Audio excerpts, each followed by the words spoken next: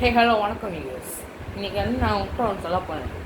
என்னதுன்னா, நம்ம வீட்டு பக்கத்துலலாம் வந்து ஏதாவது வந்து நம்ம வீட்டில் ஏதாவது பிரச்சனை இருந்துச்சுன்னா, தேவையில்லாத சிந்தனைகள் இருந்துச்சுன்னா, அதுக்கு வந்து நம்ம என்ன செய்வோம்னா, ஒரு பூசணிக்காவை எடுத்து வெளில உடைப்போம். ஏன்னா வந்து நம்ம ருசி கழிக்கணும். எப்படின்னா வந்து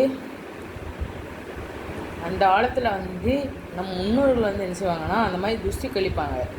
ஏன்னா வந்து காளியம்மன் தேவி இருக்காங்களே, அவங்க தான் ஒரு அரக்கனை வேலை செஞ்சாங்க. அந்த அரக்கன் வந்து எப்படின்னா, அந்த அரக்கன் தான் வந்து தேவர்களை துன்புறுத்திட்டு இருந்தான். அப்போ காளி தேவி வந்து அவனுக்கு ஒரு சாபத்தை கொடுத்து அவனை அழிச்சிடுறாங்க. பூமியில் நீ ஒரு பூசணிக்காவாக இருப்ப.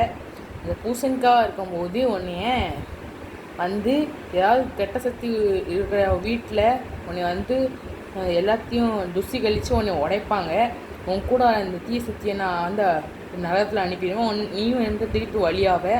அதனால் வந்து பூமி பூசணிக்காவாக இது அப்படின்னா தான் வந்து எல்லாருக்கும் நன்மை கிடைக்கும்னு சொல்லிட்டு ஒரு சாபத்தை கொடுத்துறாங்க அந்த அரக்கனுக்கு.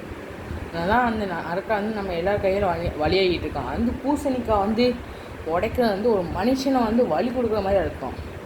இதுதான் வந்து துஷ்டி உடைக்கிறதுக்கான காரணம். அதனால் என்ன செய்யுங்க, புது கடை ஆரம்பிச்சிங்கன்னா, ஒரு புதுசாக வீடு ஆரம்பிச்சிங்கன்னா துஷ்டி கழிங்க. அதான் வந்து நல்லது. அப்படின்னா வீட்டில் கெட்ட சக்தியெல்லாம் போயிடும். இன்னொரு விஷயம் என்னென்னா, அந்த பூசணிக்காய் வந்து 2ஆகவோ 3ஆகவோ உடையவே கூடாது.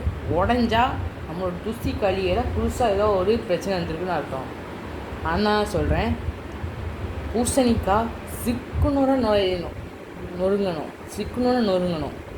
அதே மாதிரி தான் தேங்காயும் அப்படி நொறுங்கணும். அப்படின்னா தான் நம்ம என்னோடய துஷ்டி கழிஞ்சிச்சுன்னு அர்த்தம். ஸோ இந்த வீடியோ இதோட உங்களுக்கு பிடிச்சிருக்குன்னு நினைக்கிறேன். ஓகே கைஸ், பாய்.